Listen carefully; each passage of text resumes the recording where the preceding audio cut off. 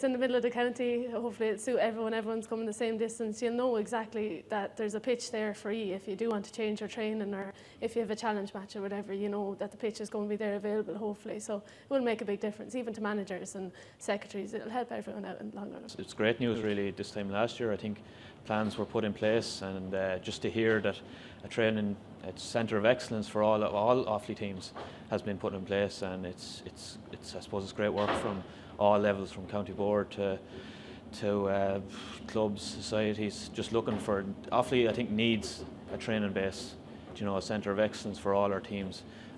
Just working with the hurlers over the last number of years.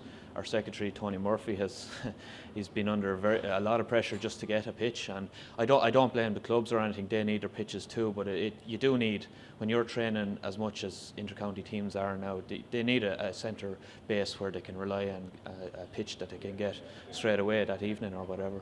I think in fairness you've had quite a bit of travelling around as well to do it. Does it cut down on a bit when it's finished? Yeah, I remember back in the early days we were travelling into Tipperary there. And I think we might went to Galway as well for training, and then other places around the county. So I mean, it's like some of us are commuting long distances from Dublin and Limerick. So I mean, it'll probably help in the sense that you know exactly you have to do this distance to Kilcormac or every training session, and it's a central base. And I suppose it's important that I suppose all Offaly teams are able to train there now, and they're able to, I suppose, mix with, say, the footballers can now mix with the hurlers and get to know each other, and I suppose feed off different training techniques and stuff like that. So I mean, it's important that way too.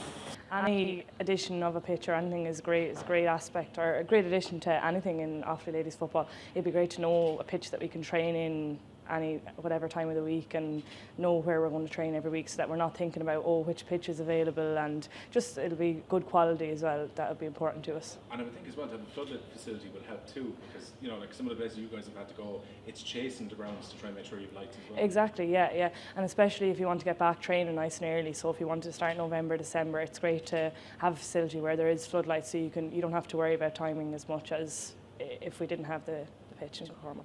It's great to see, and it was absolutely excellent to see the amount of people that turned up this morning to launch this Faithful Fields operation, and hopefully, like, you know, that we can progress our teams to you know, when it opens up eventually, like, you know, that they'll have the facilities to bring things further.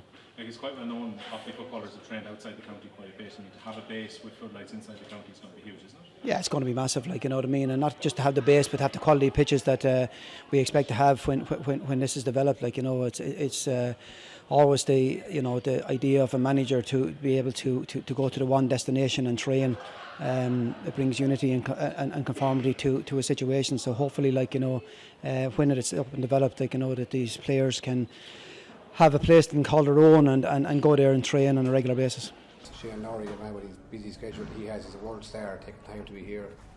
If Michael Dagden was talking there, even have Michael there and emceeing it. Michael has a great national focus, and like they want to raise 750,000, but I think he finished off by saying they have 380,000 raised already, so that will tell you the kind of support that's there. And I suppose that's we have to get the players back enjoying, and then when the players enjoy it, start hurling, get the supporters come back following them again. So that's kind of, we'll see where we can go from there over the next few months. In the press conference a few minutes ago, you made the point that you were at the semi-finals recently, and they were actually so well attended, like 4,000 or 5,000. I mean, that shows there's a massive appetite among the supporters. Yeah, definitely, and I think it's also a good time to dip the toe in the water. That, you know, there's a lot of talk about trying to get the games back in board. So we have a few games there this year in the World Cup and a league match there. So listen, the local people have an opportunity to see if they want to come follow the team. And I'd imagine that's it. I mean, if they do back those World Cup games, there's more of an argument for them to get exactly. Yeah, it's just time for them to vote in their fee, really. You know, that they have it that is there for them. You know.